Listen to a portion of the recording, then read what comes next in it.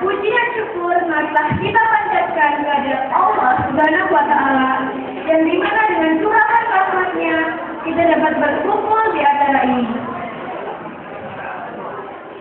Teman-teman, izinkanlah saya dalam kesempatan kali ini untuk menyampaikan sedikit tausiah yang berjudul "Tak kalah kita tertimpa musibah".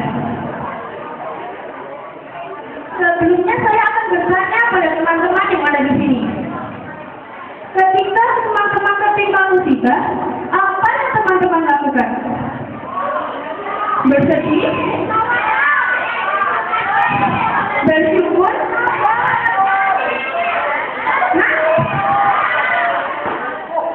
Sebagaimana firman Allah dalam surat Al-Baqarah ayat 155 sampai 157 yang artinya, "Dan kami akan berikan cobaan padamu dengan sedikit ketakutan, kelaparan, kehilangan harta, dan jiwa. Dan berikanlah kabar gembira kepada orang-orang yang sabar, yaitu orang-orang yang ketika tertimpa musibah, dia berkata, Inna lillahi wa inna ilaihi raji'un. Maka orang-orang itulah yang akan mendapat rahmat yang sempurna dari Tuhannya. Dan mereka lah termasuk golongan orang yang beruntung." Nah, teman-teman, berarti musibah yang kita terima itu sebagai penguji tingkat kesabaran kita. Semakin sulit cobaan yang kita dapat, semakin besar rasa sabar yang harus kita keluarkan. Nabi Muhammad SAW pun bersabda, "Tidaklah seorang hamba yang tertimpa musibah dia berkata, Inna lillahi wa inna ilaihi raji'un, maka Allah berilah pahala dalam musibahku ini dan gantilah dengan hal yang lebih baik." Nah, Nabi Muhammad saja berbicara seperti itu. Bagaimana dengan kita? Coba teman-teman bayangkan, jika seseorang hidup tidak pernah diberi cobaan oleh Allah, yang ada hanya kenikmatan yang dia alami, maka hidupnya tidak akan berkah, teman-teman. Na'udzubillah ini. Teman-temanku yang berbahagia, jika seorang hamba sadar bahwa ia adalah milik Allah dan suatu saat dia akan kembali pada Allah, maka ia akan terhibur kalau ia tertimpa musibah. Loh, kok bisa ya? Ya, ada dua prinsip di mana seseorang bisa terhibur ketika ia menerima musibah. Masih mau mendengarkan? Masih penasaran? Maka siapkanlah mata dan telinga teman-teman. Dua prinsip tersebut adalah: pertama, bahwasanya manusia, harta, kekayaan adalah milik Allah Subhanahu wa Ta'ala semata.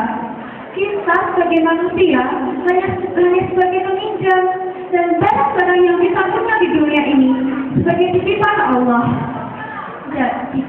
Jika Allah mengambil semua barang-barang itu, hanya diibaratkan seorang pemilik meminta kembali barang miliknya dari si peminjam. Nah, kita sebagai manusia tidak bisa menjadi pemilik hakiki barang tersebut, dan juga tidak bisa sebagai penjaga abadi barang tersebut. Yang kedua adalah bahwasanya sesudahnya kita kembali hanyalah kepada Allah Subhanahu wa Ta'ala, dan kita hanya sendiri, teman-teman. Kita tidak punya adik, tidak punya kakak, tidak punya orang tua. Yang menemani kita hanyalah amal baik dan amal buruk kita. Apakah teman-teman semuanya sudah menyiapkan bekal untuk kita menghadap Allah? Jika teman-teman belum menyiapkan bekal, marilah kita sama-sama membuat kebaikan untuk bekal kita di akhirat nanti.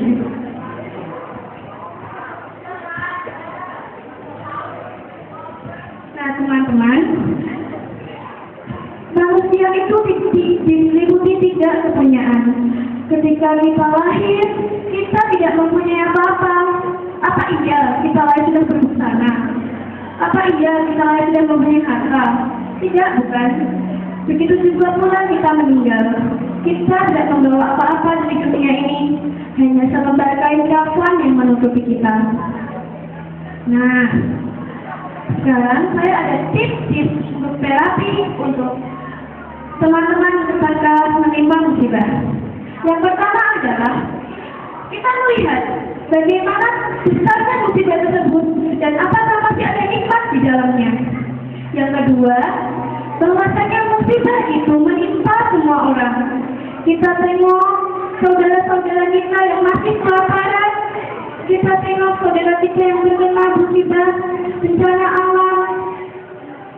Dan yang ketiga adalah bahwasanya keluh kesah itu tidak menyelesaikan masalah, malah akan tambah penderitaan dan rasa sakit itu. Betul tidak semuanya? Yang keempat adalah musibah terbesar dalam hidup manusia. Apa teman-teman tahu apa musibah itu?